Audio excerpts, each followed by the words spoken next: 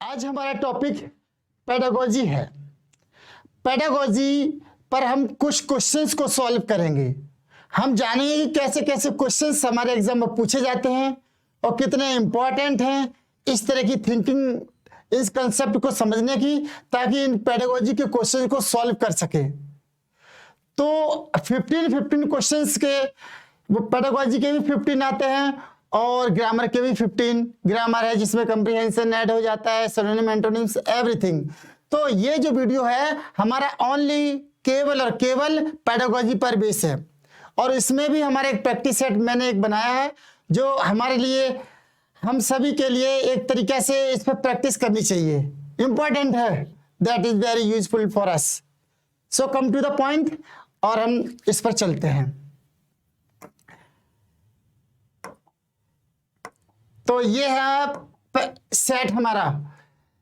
Pedagogy के कुछ questions हैं जिनको हम रीड करेंगे और समझेंगे कि कैसे इनको सॉल्व किया जा सकता है। तो first of all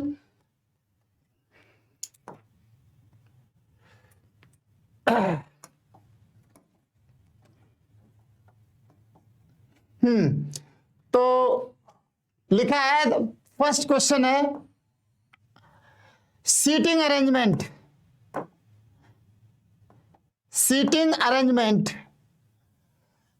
should be flexible.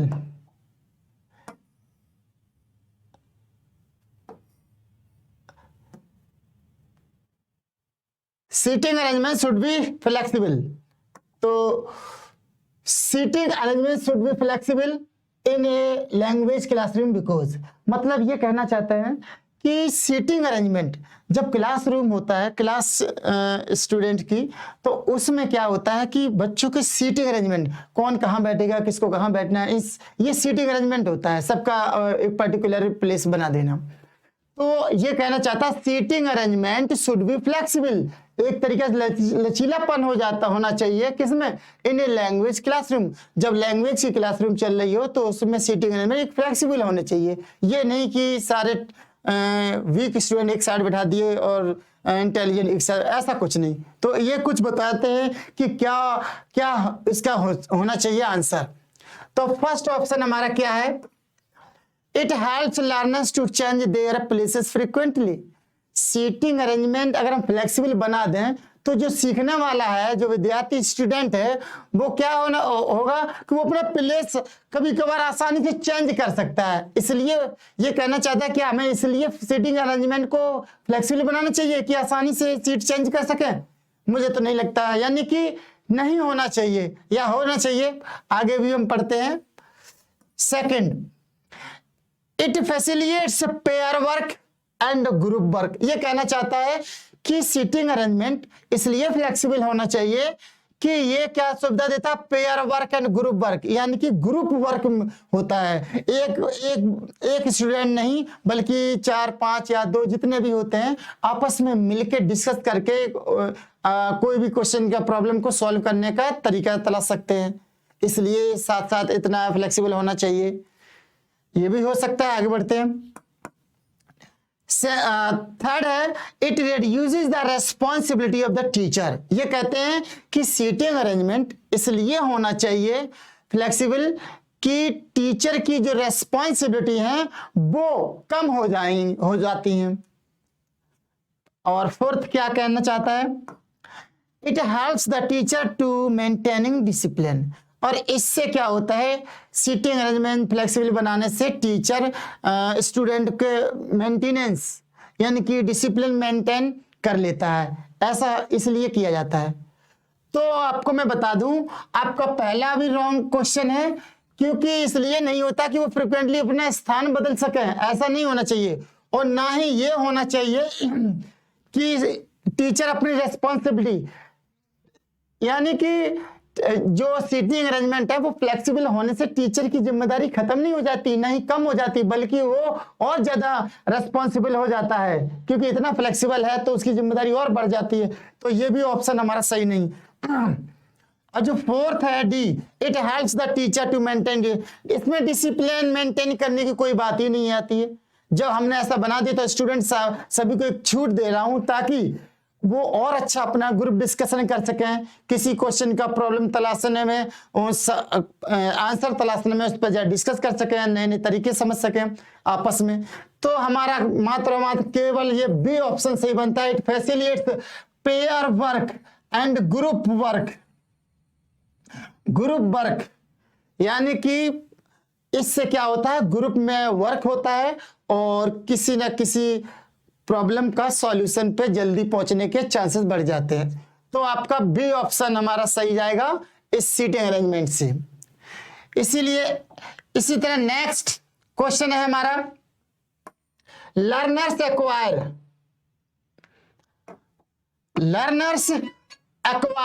A language.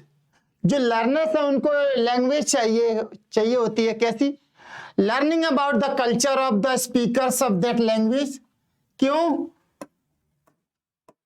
चाहिए होती है? लर्निंग अबाउट, ताकि वो लर्न कर सकें the culture of the speakers of that language, उस लैंग्वेज के कल्चर यानी संस्कृति को समझ सकें आगे। इसलिए नहीं हो ही सकता है। Using the language in natural interactive, इसलिए। या फिर थर्ड कहता है analysing the structure of the language. कोई भी लर्नर है लैंग्वेज को इसलिए सीखे ताकि वो लैंग्वेज को एनालाइज कर सके। मैं तो समझता हूँ इसलिए नहीं, क्योंकि हम अगर लैंग्वेज को सीखेंगे तो लैंग्वेज को एनालाइज करने के लिए नहीं, बल्कि हम उसको एब्जॉर्ब कर लेंगे ताकि हम उसे नेचुरली वहां सर्वाइव कर सकें इजीली। ऐसा तो मैं समझता हूँ। ये क्या कहते हैं, studying the literature of that language, यानी उसी लैंग्वेज की लिटरेचर को सीखने के लिए।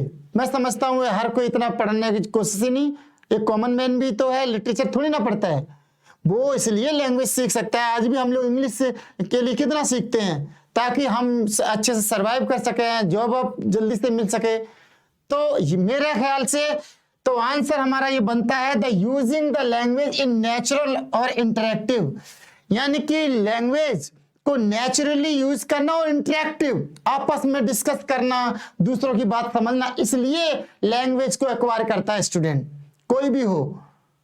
तो आंसर आपका बी है सही इसका। नेक्स्ट क्वेश्चन नंबर थर्ड क्या कहता है? क्वेश्चन नंबर थर्ड कह रहा है कि picture comprehension is effective. Picture comprehensive, कोई पिक्चर होगा कंप्रीहेंसिवली इफेक्टिव होता है, क्या बढ़ा देता है? लिटरेरी स्किल या फिर आर्टिस्टिक नेचर या फिर स्पीकिंग स्किल या फिर लिसनिंग स्किल। एक बात समझ में आती है, जब पिक्चर होगा तो स्टूडेंट का मन लगता है उसमें, पिक्चर को देखता है और चीजों को समझने की कोशिश करता है। अगर केवल थ्योरी ही थ्योरी दी जाए तो वो फोकस नहीं कर पाएगा। मोस्टली तो नहीं, कुछ कर लेंगे लेकिन बहुत कम स्टूडेंट रह जाएंगे जो फोकस नहीं कर पाएंगे। लेकिन अगर पिक्चर दिखाई दी जाए और तब उसके बारे में डिटेल लिखा हुआ हो तो स्टूडेंट, एवरेज स्टूडेंट से भी कम वाला भी उस पर ध्यान देगा और उसको सही से समझ सकता है पिक्चर को साथ कनेक्ट करके। तो वही है, लिटरेरी स्किल बढ़ जाएगी उसकी, ये वह। और ना आपका बी रॉन्ग है, सी रॉन्ग है, डी रॉन्ग है, केवल आपका ए ऑप्शन इसका सही है। देन नेक्स्ट क्वेश्चन हम चलेंगे, फोर्थ क्वेश्चन है। फोर्थ क्वेश्चन क्या है, बोल रहा है कि teaching grammar is useful to improve, यानी कि स्टूडेंट को अगर हम ग्रामर सिखाएं उसको करेक्टली एक्यूरेट, क्यों सिखाएं, क्या वजह कि उसे एक्यूरेट ग्रामर सिखाई जाए? क्यों सिखाएं? न्यूमेरेसी के लिए, उसके नंबर करने की अच्छी एक्टिविटी हो जाएगी, एक्यूरेसी या फिर फ्लुएंसी या लिटरेसी।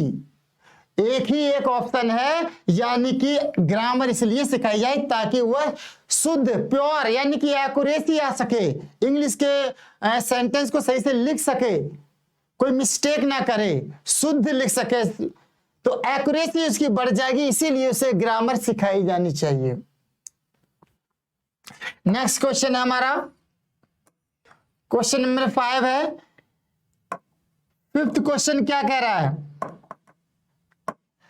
कि a good test of reading ए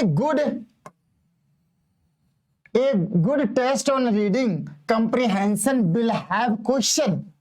ये कहते हैं कि एक गुड टेस्ट, एक अच्छा test on reading comprehension will have question, यानी कि कंप्रीहेंशन को जो पढ़ते हैं स्टूडेंट, तो उसका एक क्यों टेस्ट लिया जाता है कंप्रीहेंशन का, कुछ तो डेवलपमेंट करना चाहते होंगे स्टूडेंट में। तो वो 4 ऑप्शन ये हैं, उनमें से कौन सा सही होगा। फर्स्ट क्या कहता है, that test inference interpretations and evolution besides comprehension.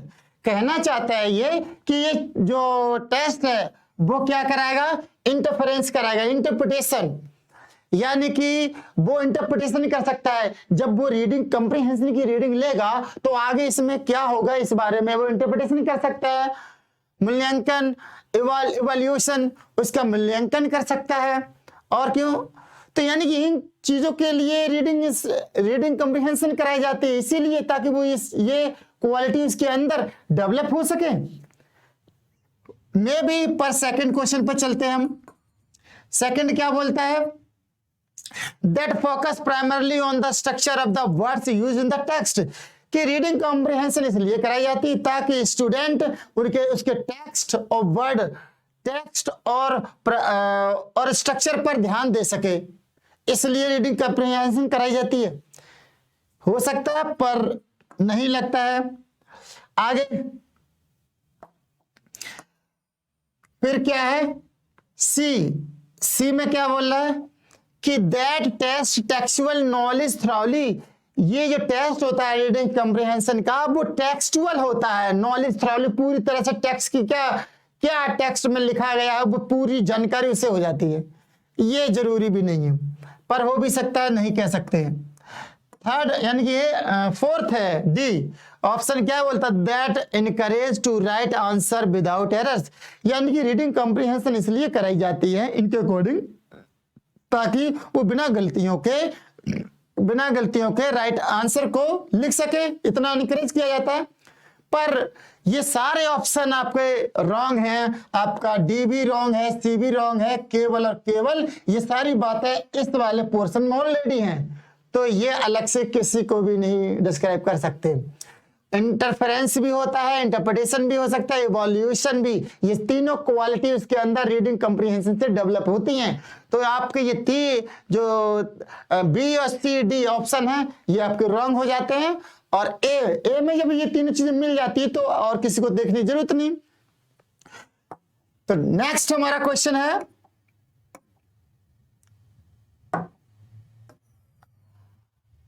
Question number 6, all around development of child implies. क्या कहना चाहते हैं, हाँ, all around development of a child implies, यानी कि एक बच्चे का पूरा संपूर्ण जो विकास है डिपेंड करता है क्या चीज शो करता है, यानी क्या दिखाता है उसे, कैसे पूरा एक बच्चे का विकास हुआ है। चलिए देख लेते हैं कैसे। Number 1, following the natural stages of child development, यानी कि natural stage of child development को फॉलो करता है, ये दिखाना चाहता है। नहीं, आगे बढ़ते हैं। Providing vocational education for the learner to function in any work of environment, यानी कि किसी बच्चे का संपूर्ण विकास ये दर्शाता है कि उसे वोकेशनल एजुकेशन मिल जाएगी ताकि function in the any work environment, ताकि वो कहीं पर भी जाकर अपने लिए जीविका कमा सके, उसके लिए कार्य कर सके, ताकि वो पैसा कमा सके। इसलिए चलिए आगे चलते हैं।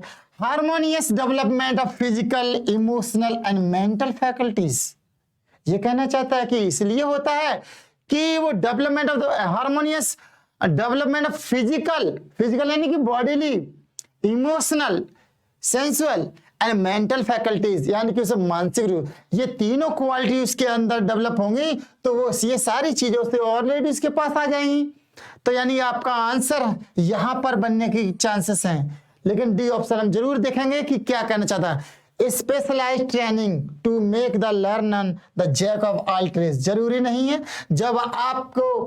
जब किसी बच्चे में फिजिकल, इमोशनल और मेंटल फैकल्टीज ये बढ़ जाएंगी, उसके अंदर कैरेक्टरिस्टिक इतने क्वालिटी आ जाएंगी, तो उसे ऑलरेडी ये वोकेशनल एजुकेशन यानी कि वो इनमें वैसे भी पारंगत हो जाएगा।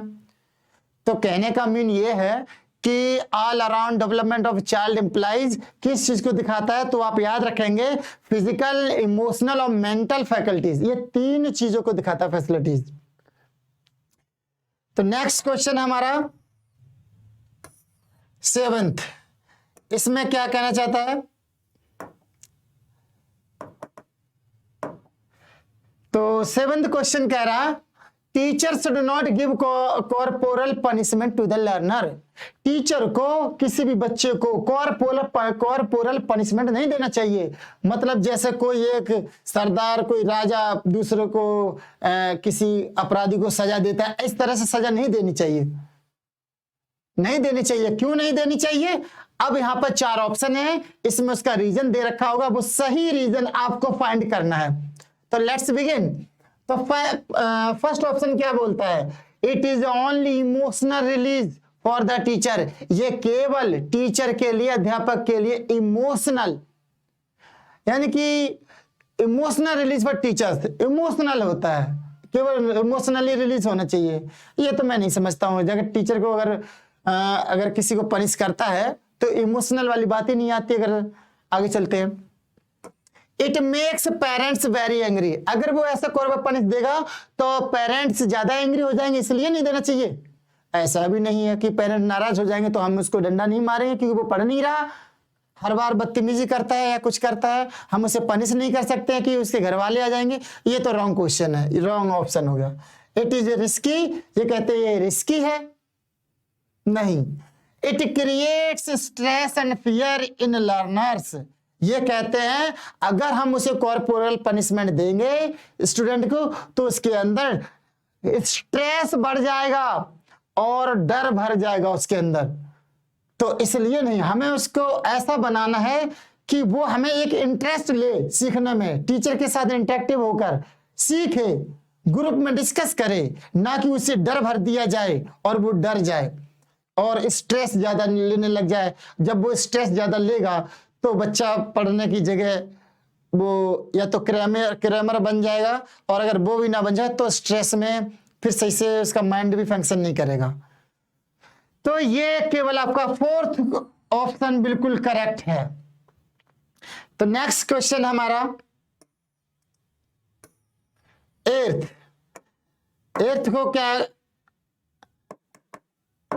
8th में चलते हैं। तो ये क्या कहता है? A mixed ability group is heterogeneous in. A mixed ability, ये मतलब क्या है कि जो क्वालिटी है वो मिक्स कर दी जाए। तो mix ability group is heterogeneous, यानी कि अलग अलग जो मिला दिए जाए तो हेट्रोजीनियस हो गए। ठीक है, क्यों मिलाया जाता है? नॉलेज एंड स्किल, या फिर इकोनॉमिक स्टेट्स, और जेंडर, एज और सोशल स्टेटा।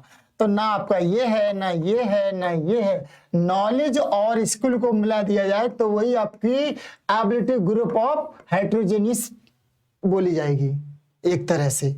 तो आप याद रखेंगे नॉलेज है और फिर स्किल है, यानी कि नॉलेज के साथ स्किल है किसी कार्य को, यानी कि विचार को, अपने थॉट को वो एकदम से वर्क में, टास्क में चेंज कर देगा, तभी तो नॉलेज प्लस स्किल बोला जाएगा, और वही डुअल एबिलिटी ऑफ हेट्रोजेनियस कहलाएगा।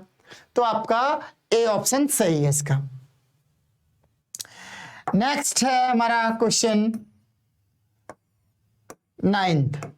9th में क्या बोल रहा है? 9th क्या कहता है? Comprehension evolution refer to assessment of. Comprehension evolution जो है, यानी कि कंप्रीहेंशन इवोल्यूशन यानी मूल्यांकन, रेफर टू असेसमेंट यानी किस तरफ इशारा करता है? कौन से असेसमेंट की तरफ इशारा करता है? किस टाइप का? देखते हैं। Summative assessment, no. Co curricular activities, no, ये भी रॉन्ग है हमारा। एकेडमिक सब्जेक्ट को दर्शाता है, नो। बोथ, हालांकि एक है ये, पर हम हमेशा लास्ट तक सारे ऑप्शंस को देखेंगे। हो सकता है कि उन सब में, उन सारी की जो भी अपर दी गई हो उनके बारे में सारे इन लोग जो सारे ऑप्शन हैं उनका जो सेंट्रल आइडिया है नीचे दिया हो। डी वाले ऑप्शन में एक से ही सारे यानी क्लियर हो जाए, तो हमें चारों यानी कि जितने भी ऑप्शन है सभी को पढ़ना चाहिए। तो both scholastic and co scholastic areas comprehension evolution refer to assessment of, चाहे वो स्कूल भी हो उसको भी, और को स्कूलिस्टिक जो सह स्कूल होते हैं यानी कि जो स्कूल के समान कार्य कर रहे हो, ऐसी संस्थाओं को भी वो इसमें रिलेट करता है। तो हमारा ऑप्शन डी सही होता है, बाकी आपका ए बी सी ये रॉन्ग हो जाते हैं। इसके बाद नेक्स्ट चलते हैं हम, क्वेश्चन नंबर 10 है। क्या बोल कहना चाहता है ये question number 10? When a teacher asks her student to write a letter after having a group discussion, यानी कि ये ग्रुप डिस्कशन के बाद जब टीचर अपने स्टूडेंट से कहता है, क्या कहता है, टू राइट ए लेटर, यानी डिस्कस करने के बाद टीचर क्या कहता है कि एक एक लेटर लिखकर दिखाइए, ऐसा क्या कहलाएगा? तो चलिए देखते हैं।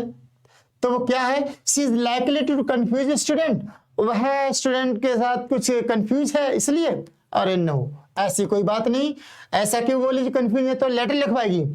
सेकंड ऑप्शन देखते हैं, adopting the direct method of language teaching, यानी कि लैंग्वेज सिखाने का एक डायरेक्ट मेथड को अडॉप्ट करवा रहा, आई थिंक ये भी नहीं। आगे बढ़ते हैं, सी क्या बोलना चाहता है, इंटीग्रेटिंग डिफरेंट लैंग्वेज स्किल, यानी कि अलग अलग लैंग्वेज की स्किल कुशलता को इंटीग्रेट करती, समाकलन मिक्स कराती है ताकि आप उसको सीख सकें कि कैसे इंटीग्रेट किया जाए, ये हो सकता है ये। अच्छा, डी ऑप्शन पर चलते हैं, फॉलोइंग ए ट्रेडिशनल मेथड, एक ट्रेडिशनल जो पारंपरिक मेथड है उसको फॉलो कर रही है, नो तो ये तो नहीं हो सकता। तो यानी कि हमारे ये ए बी और डी ये नहीं हो सकते हैं, तो जब ये तीनों नहीं हो सकते तो हमारा सी ऑप्शन क्लियर है, यही हो सकता है। Then we go next question.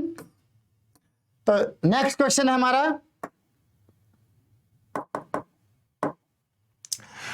Pre reading task are meant for, यानी कि किसी भी टास्क का प्री रीडिंग यानी कि पहले से ही इसकी रीडिंग ले ली जाए, इसका क्या मतलब होता है? चलिए देखते हैं क्या मतलब होता है। ये कहते हैं कि evaluating the grammatical items used in the reading text, यानी कि जो रीडिंग जो टेक्स्ट है उसमें दिया गया जो कुछ भी लिखा है उसमें ग्रामेटिकल आइटम जैसे कोई वर्ब की या फिर कैपिटल लेटर या पंक्चुएशन किसी की भी कोई मिस्टेक है उसको इवोल्यूट उसका मूल्यांकन करने के लिए प्री रीडिंग लेना चाहिए। नहीं, ऐसा मैं नहीं सोचता हूं। आगे बढ़ते हैं, पर कह नहीं सकते। सेकंड क्या कहता है, evaluating the reading skill of learners, यानी कि रीडिंग स्किल लर्नर्स की रीडिंग स्किल को का मूल्यांकन करने के लिए, लर्नर की रीडिंग स्किल को मूल्यांकन कराने के लिए बोल रहा है, पर हो सकता है कह नहीं सकते। आगे बढ़ते हैं। थर्ड ऑप्शन में क्या कहता है, थर्ड ऑप्शन कह रहा है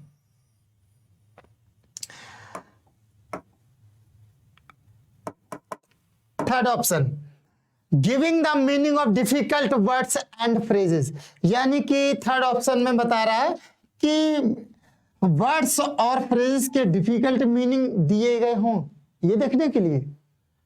पता नहीं, देखते हैं क्या है। लास्ट क्या कहता है, introducing the main idea and motivating the learners, यही है आपका answer.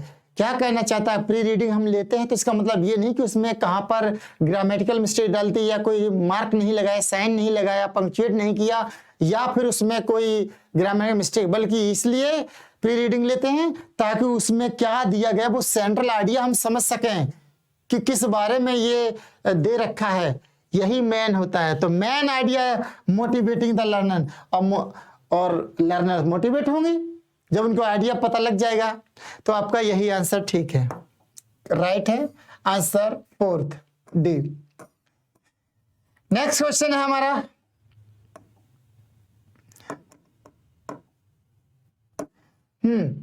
Curriculum is an educational programme which does not state, जो करिकुलम है पाठ्यक्रम जो होता है एन एजुकेशनल प्रोग्राम एक शैक्षिक कार्यक्रम है विच डज नॉट, जो ऐसा नहीं कहता। क्या नहीं कहता है? The means of evaluating whether these educational ends have been achieved or not. The means of evaluating यानी कि मूल्यांकन करने के जो साधन है, वेदर चाहे वो, वेदर की these educational ends have been achieved यानी एजुकेशनल शैक्षिक जो अंत है वो प्राप्त कर लिए गए हैं ये दिखाने के लिए, या फिर या नहीं।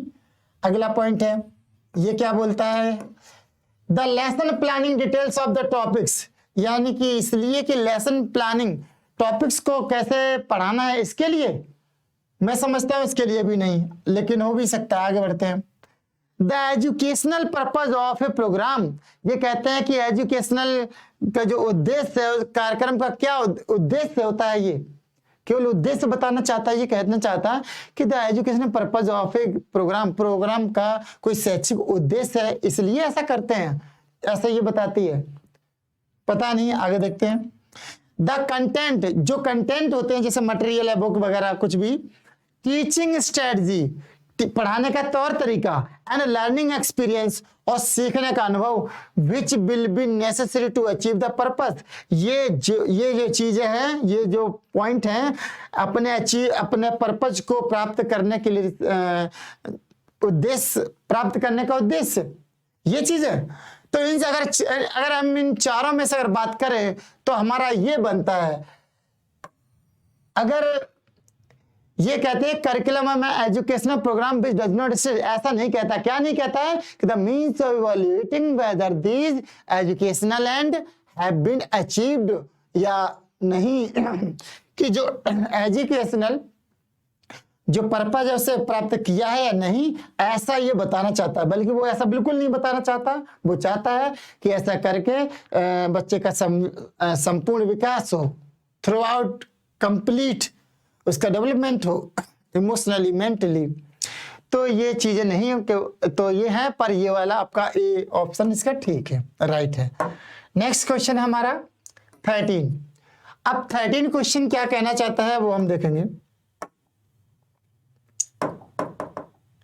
13 question, speaking skill can be best, बोलने के जो स्किल कुशलता है वो बेस्ट हो सकती है, डेवलप किया जा सकता है by enabling the learners, learner को क्या कराने से बोलने की स्किल उनकी तेज की जा सकती है, डेवलप की जा सकती है, कराई जा सकती है। तो क्या होगा? तो देखते हैं क्या कहना चाहता है पहला option, avoid all errors while speaking, यानी कि जब बोल रहे हो तो सारी गलतियों को अवॉइड कर दो तो तेज हो जाओगे, डेवलप हो जाओगे बोलने में। Okay. Read challenging and difficult task, अगर आपको चैलेंजिंग और डिफिकल्ट टास्क दे दिया जाए बोलने के लिए तो आपका डेवलपमेंट हो जाएगा, यानी कि स्पीकिंग स्किल बढ़ जाएगी, अच्छी हो जाएगी। या फिर communicate in real life situation, यानी कि डेली लाइफ में, रियल में अगर आप कम्युनिकेट करते हो तो ये डेवलपमेंट आपको स्पीकिंग स्किल को और अच्छा कर देगा। मेरे ख्याल से ये कर सकता है, पर लास्ट वाला जरूर देखेंगे। Listen to the model provided by teacher, teacher ने जो मॉडल आपको प्रोवाइड कराया उसको ध्यान से सुनना। तो मैं समझता हूं इन सबसे बेटर है, आपका सबसे बेस्ट है ये आंसर, कि स्पीकिंग स्किल तभी अच्छी कराई जा सकती है जब वो अपनी रियल लाइफ में उसका यूज करेगा, कम्युनिकेट करेगा लोगों से, तो ये बेस्ट तरीका होगा। तो आपका आंसर सी है सही। नेक्स्ट क्वेश्चन है हमारा 14। 14 क्या कहता है? 14 क्वेश्चन कह रहा है कि in learning a new language, यानी कि सीखने में कोई नई लैंग्वेज हो तो multilingualism in learning a new language, एक नई लैंग्वेज के सीखने में जब मल्टीलिंगुअलिज्म मिक्स, जैसे अभी हम हिंदी बोल लेते हैं, इंग्लिश बोल लेते हैं, अगर हम कोई और लैंग्वेज भी सीखे तो उसमें इसको मिक्स कर ले तो मल्टीलिंगुअलिज्म हो जाएगा। बाइलिंगुअल तो दो ही था, तो मल्टीलिंगुअलिज्म हो तो इसका क्या मीन होगा? ए बर्डन हो जाएगा, अगर आप मल्टी लैंग्वेज बोल लेंगे तो बर्डन बन जाएगा, मैं तो नहीं समझता। फिर बी क्या कहता है? ए मेथोडोलॉजी, कोई मेथोडोलॉजी है ना? नहीं, ऐसा भी नहीं। एन एसेट, यानी कि आपके लिए एक प्रॉपर्टी हो जाएगी, एक आपका ये ट्रेजर खजाना यानी कि संपत्ति हो जाएगी। आप मल्टी लैंग्वेज को बोल लेते हो और उसका यूज कर लेते हैं, तो ये आपको कहीं पर भी आपको अच्छे से फायदा करा सकती है। मैं समझ सकता हूं थोड़ा इसको। आगे एन इंटरफेरेंस, ये तो नहीं, तो आपका सी आंसर क्लियर है कि मल्टीलिंगुअलिज्म जब हो जाओगे तो वो आपकी एक प्रॉपर्टी हो जाएगी, आप उसका इस्तेमाल कर सकते हैं और डेवलपमेंट कर सकते हैं और अच्छे आगे अपनी लाइफ को बढ़ा सकते हैं। तो मल्टी जो लैंग्वेज है आपके अंदर आने पर एक अच्छा सा डेवलपमेंट हो जाएगा, कॉन्फिडेंस भी बढ़ेगा।